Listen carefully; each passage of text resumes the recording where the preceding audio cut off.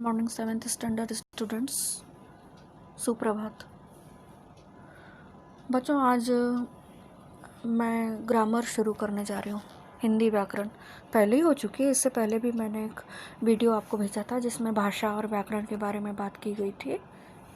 पुनः एक बार मैं आपको भाषा और व्याकरण तथा लिपि इसके बारे में फिर एक बार मैं आपको जानकारी देने जा रही हूँ। आप मेरे द्वारा भेजा गया ये जो वीडियो है ये बहुत ध्यान से सुनेंगे, ठीक है? तो मैं आपको समझाने जा रही हूँ आज आपकी ज्ञान सुधा से कनेक्टेड पाठ 1 भाषा, व्याकरण और लिपि, या भाषा, लिपि और व्याकरण। तो सबसे पहले देखिए, पहली स्लाइड में ये आपको एक हेडिंग दिखाई दे रही है, भाषा, लिपि, बोली और व्याकरण। आपका ये लेसन नंबर 1 है। मेरा सभी बच्चों से निवेदन है कि वे अपनी ज्ञान सुधा टेक्स्ट बुक और अपनी सारी पढ़ाई की तैयारी, मतलब पेंसिल्स, कॉट रबर्स, ये सब निकाल के रखें और मेरे द्वारा भेजा गया वीडियो एक्सप्लेनेशन ध्यान से सुनिए। तो पाठ का जो शीर्षक है मेन वो है भाषा, लिपि, बोली और व्याकरण। तो क्या क्या पढ़ना है आज उसका ये विवरण यहाँ पर दिया गया है दूसरी स्लाइड में। स्लाइड नंबर 2, भाषा का परिचय, भाषा के रूप, हिंदी और अन्य भाषाएं, भारतीय भाषाएं मतलब, और लिपि, बोली तथा व्याकरण। आज हमको इतने टॉपिक्स के बारे में जानकारियाँ हासिल करनी है, ठीक है? फिर इसके आगे वाली स्लाइड में हम चलते हैं। तो आपको यहाँ दिखाई दे रहा है, मतलब आपसे बच्चों से प्रश्न किया गया है, क्रियाकलाप यानी बच्चों की एक्टिविटी की दिए गए वाक्यों को बच्चों से पढ़वाए। तो बच्चों ये आप पढ़िए, यहाँ लिखा हुआ है माँ। देखिए, मैं चित्रकला में प्रथम आया। फिर माँ का जवाब, वाह, शाबाश, ये तो बहुत अच्छी बात है। इस बारे में अपनी नानी को पत्र ज़रूर लिखना, वे बहुत खुश होंगी। ये किसने किससे कहा? माँ ने बच्चे से कहा, है ना? तो ये है मौखिक भाषा। फिर एक्टिविटी नंबर 2 यानी क्रियाकलाप नंबर 2 में देखो, फिर एक बार बच्चों से ये प्रश्न पढ़वाया जा रहा है। पहली स्लाइड बोलती है लड़का पत्र लिख रहा है। दूसरे चित्र में आप देखिए, नानी पत्र पढ़कर उसके मन की बात जान रही है कि मेरे नाती ने क्या लिखा है। अगली स्लाइड में फिर आपको दिखाया जा रहा है भाषा के 4 प्रमुख अंग, पार्ट्स ऑफ द लैंग्वेज, बोलकर, लिखकर, सुनकर तथा पढ़कर। बोलकर, लिखकर, सुनकर तथा पढ़कर। विचार व्यक्त करने के तरीके कौन कौन से हैं हमारी भाषा में? तरीके मतलब हमारी भाषा का कौशल किन तरीकों से तैयार होता है? बोलना, पढ़ना, लिखना, यह है हमारा भाषा कौशल। बोलना, पढ़ना तथा लिखना। इसके आगे वाली स्लाइड में हम पढ़ेंगे भाषा की परिभाषा। What is the definition of language? भाषा क्या है? भाषा वह माध्यम है जिसके द्वारा मन के भावों तथा विचारों, हमारे मन में उठने वाली भावों, हमारे मन में उठने वाले विचारों को प्रकट किया जाता है और दूसरों के भावों तथा विचारों को जाना जाता है कि उनके मन में क्या चल रहा है, क्या बोलना चाहते हैं आदि। अगली स्लाइड में आपको दिखाया जा रहा है भाषा के रूप। भाषा के 2 रूप होते हैं स्टूडेंट्स, मौखिक भाषा, लिखित भाषा। आप अपनी टेक्स्ट बुक खोल के रखिए, उसमें ये सब दिखाई दे रहा है। भले ही बहुत डिटेल में यहाँ पर स्लाइड्स में नहीं है, लेकिन फिर भी आपको समझ में सब कुछ आना चाहिए, इसलिए टेक्स्ट बुक खोल के रखिए प्लीज़। ज्ञान सुधा। भाषा के 2 रूप होते हैं, मौखिक भाषा तथा लिखित भाषा। फिर आगे की स्लाइड में बताया गया है कि भाई मौखिक भाषा क्या है। मौखिक भाषा यानी मुख से बोली जाने वाली, बोलकर या सुनकर। हम मौखिक भाषा को कैसे इस्तेमाल करते हैं? या तो बोलकर या तो सुनकर। चित्र में देखो, एक चित्र में ऐसा कुछ है कि कोई कुछ बजा रहा है, ऐसे पुंगी टाइप। दूसरे एक चित्र में दिखाई दे रहा है कान, वो जो बज रही है आवाज़ उसको सुन रहा है। एक तीसरी स्लाइड यहाँ देखिए, एक लेडीज़, एक महिला फ़ोन पर बातें कर रही है, मतलब कर भी रही है और सुन भी रही है। तो ये हो गया मौखिक भाषा। फिर एक तरफ यहाँ माइक लेकर एक इंसान दूसरे इंसान की तरफ बढ़ाते हुए उसे गाने के लिए प्रेरित कर रहा है, वो भी मौखिक भाषा हुई। और अगली और अंतिम स्लाइड में देखिए, चौथी स्लाइड में एक लड़का कुछ पढ़कर हंस रहा है, तो ये भी एक प्रकार से मौखिक अभिव्यक्ति ही कहलाई। फिर है पढ़कर या लिखकर। तो यहाँ पर कुछ चित्र दिए गए हैं जिसमें एक लड़की पढ़ाई कर रही है, एक लड़का कुछ लिख रहा है,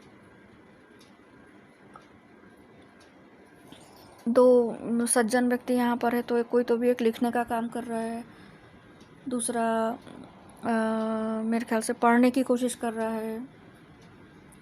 और कुछ इसी प्रकार से अगली स्लाइड में भी दिखाया गया है कि ये क्रियाएं जो है ये पढ़कर या लिखकर हो रही है। इसके बाद आते हैं हम हिंदी और अन्य भारतीय भाषाओं में। हिंदी भारत की राष्ट्रभाषा है स्टूडेंट्स। हिंदी भारत की राष्ट्रभाषा है।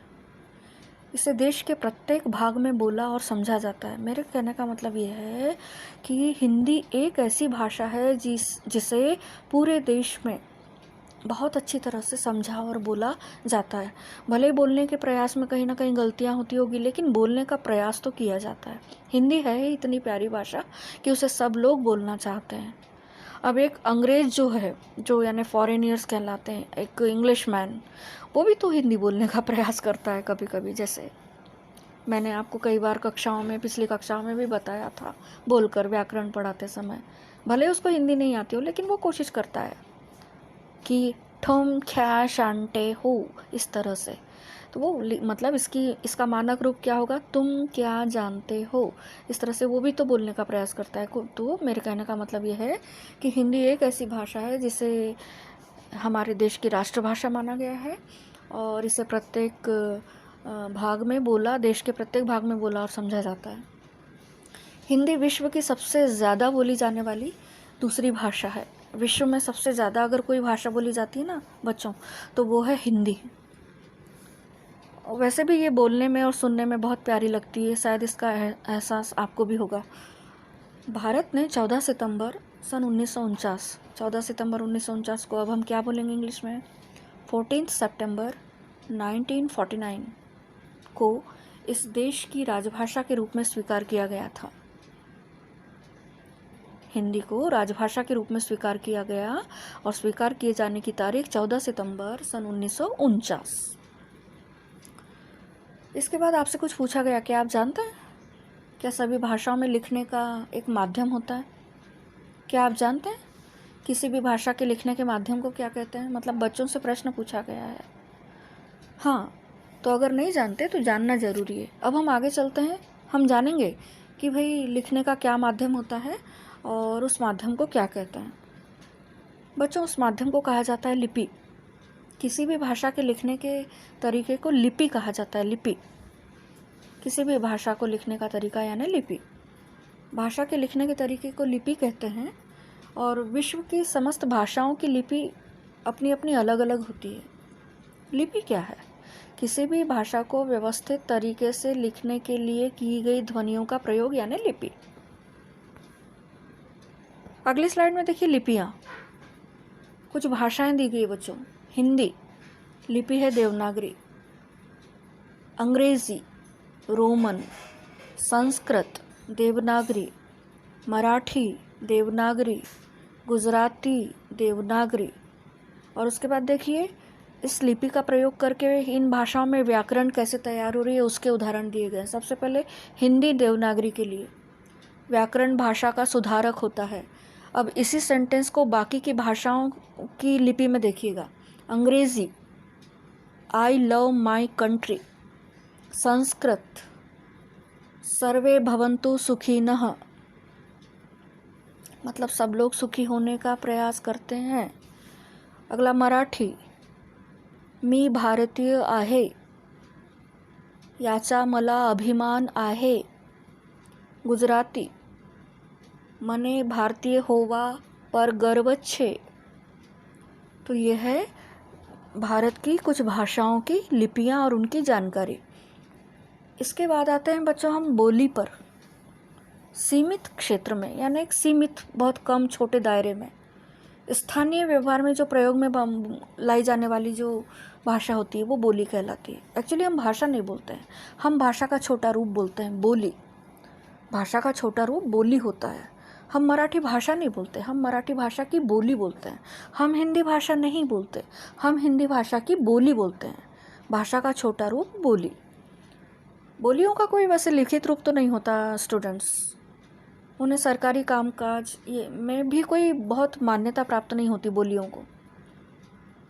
सभी प्रांतों में अलग अलग प्रकार की बोलियां होती है. जैसे हरियाणा, हरियाणवी भाषा है लेकिन उनमें कई प्रकार की फिर बोली होगी. जैसे महाराष्ट्र, मराठी, लेकिन मराठी की भी अनेक बोलियां हैं. आप भुसावल में जाइए तो कुछ अलग प्रकार की मराठी, आप पुणे में जाइए तो कुछ अलग प्रकार की मराठी, और विदर्भ में आइए तो बाप रे, फिर तो क्या कहना, अलग ही प्रकार की मराठी. इन्हें हम बोलियों के नाम से जानते हैं. बोली का रूप थोड़ी थोड़ी दूर पर बदल जाता है. जैसे कि अभी मैंने बताया, आप महाराष्ट्र में जाइए, आप महाराष्ट्र के पुणे में जाइए, या आप महाराष्ट्र के विदर्भ में आइए, या आप हरियाणा के हरियाणवी बोली में जाइए, तो आपको अलग अलग रूप नज़र आते हैं बोलियों के. जैसे भोजपुरी, बुंदेली, कन्नौजी और हरियाणवी आदि, यानी एटसेट्रा ETC. फिर आपको एक काम दिया गया है स्लाइड में, देखिए. आप इन्हें लिखने का प्रयास करेंगे, मैं बाद में आखिरी में और बताऊंगी कि भाई लिखना है. रिक्त स्थानों की पूर्ति कीजिए. मनुष्य अपने विचारों का आदान प्रदान डैश के माध्यम से करता है. टेलीविज़न पर सुनाई गई या सुनी गई बातें भाषा का डैश रूप होती है. पिताजी को लिखा पत्र भाषा के डैश रूप में होता है. और प्रत्येक भाषा का अपनी डैश होता है. तो ये फिल इन द ब्लैंक्स के लिए आंसर कुछ इस प्रकार है. अगली स्लाइड में देखिएगा. रिक्त स्थान पूर्ति. मनुष्य अपने विचारों का आदान प्रदान भाषा के माध्यम से करता है. टेलीविज़न पर सुनी गई बातें मौखिक रूप में होती है. पिताजी को लिखा पत्र भाषा के लिखित रूप में होता है. प्रत्येक भाषा की अपनी लिपि होती है. फिर अगली स्लाइड में देखिए, दिए गए वाक्यों को पढ़कर बताइए, क्या ये वाक्य पढ़ने में आपको शुद्ध लग रहे हैं? मेरा बहन अच्छा है. नहीं, ये तो अशुद्ध वाक्य है. सही होगा, मेरी बहन अच्छी है. हम आइसक्रीम खाऊंगा. ये तो ऐसा लग रहा है जैसे कोई बिहारी बोल रहा है. हम आइसक्रीम खाऊंगा, मैं आइसक्रीम खाऊंगा. तो ये शुद्ध और अशुद्ध वाक्यों के माध्यम से हम ये जान रहे हैं बच्चों कि व्याकरण क्या है. भाषा और व्याकरण का बेहद गहरा संबंध है बच्चों. भाषा के शुद्ध रूप के बारे में जहाँ जानकारी प्राप्त हो, वो जानकारी हमको व्याकरण के अध्ययन से ही प्राप्त होती है.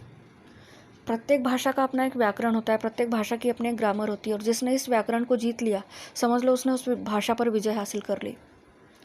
जैसे 4 आदमी उधर जा रही थी. अब बताइए ये वाक्य सही है क्या? नहीं, तो ये गलत है. सही क्या होगा? दूसरा एक वाक्य देखो, दोनों लड़कियां खाना बना रहे हैं. ये भी गलत है. ये दोनों अशुद्ध वाक्य है. अशुद्ध है या शुद्ध है? तो आंसर है अशुद्ध. इसका पता किससे चलेगा टीचर? व्याकरण से. इनका शुद्ध रूप कुछ इस प्रकार होगा. देखिए, 4 आदमी उधर जा रहे थे फर्स्ट, और सेकंड दोनों लड़कियां खाना बना रही है. तो इन सारी बातों से पता चलता है कि भाई व्याकरण की परिभाषा क्या होगी. What is the definition of grammar? व्याकरण वह शास्त्र है जिसमें भाषा के शुद्ध रूप और उसके प्रयोग का ज्ञान होता है. हमको भाषा की शुद्धता के बारे में पता चलता है, उसे हम व्याकरण कहते हैं. व्याकरण में भाषा को शुद्ध रूप में प्रयोग करने के नियम होते हैं कुछ, और इनके ज्ञान से भाषा को शुद्ध रूप दिया जा सकता है बच्चों. बोलना और लिखना भी हमको भाषा का व्याकरण के द्वारा ही आता है. तो अब अगली स्लाइड में देखिए, वाक्यों को व्याकरण के आधार पर शुद्ध कीजिए. मेरे को तंग मत करो, हम ऐसा बोलते ही नहीं. इसका शुद्ध वाक्य होगा मुझे तंग मत करो. हम बस से आया हूँ, बिल्कुल नहीं बोलते. हम बोलेंगे हम बस से आए हैं. पंजाबी भाषा गुरुमुखी लिपि में लिखा जाता है, नहीं, ये अशुद्ध वाक्य है। पंजाबी भाषा गुरुमुखी लिपि में लिखी जाती है। हमने आपको बता दिए थे, रॉन्ग। इसका सही आंसर होगा हमने आपको बता दिया था। माँ ने खाना डाल दिया है, रॉन्ग। माँ ने खाना परोस दिया है। माँ खाना डाल देती है क्या? हम डाला हुआ खाना थोड़ी खाते हैं ना। माँ ने खाना परोस दिया है। लड़का लोग समझाइए तो, लड़कों को समझाइए तो। क्या आप फॉर्म भरे हुए हैं? क्या आपने फॉर्म भर लिए हैं?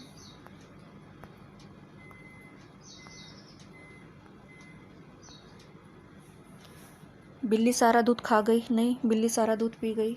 और इस तरह से भाषा, बोली और व्याकरण का आज का ये भाग यहीं समाप्त होता है। रहा सवाल लिखित कार्य का, एक्सरसाइज में मैं लिखित कार्य दूंगी तो ये अगले पीरियड में होगा, ठीक है। धन्यवाद।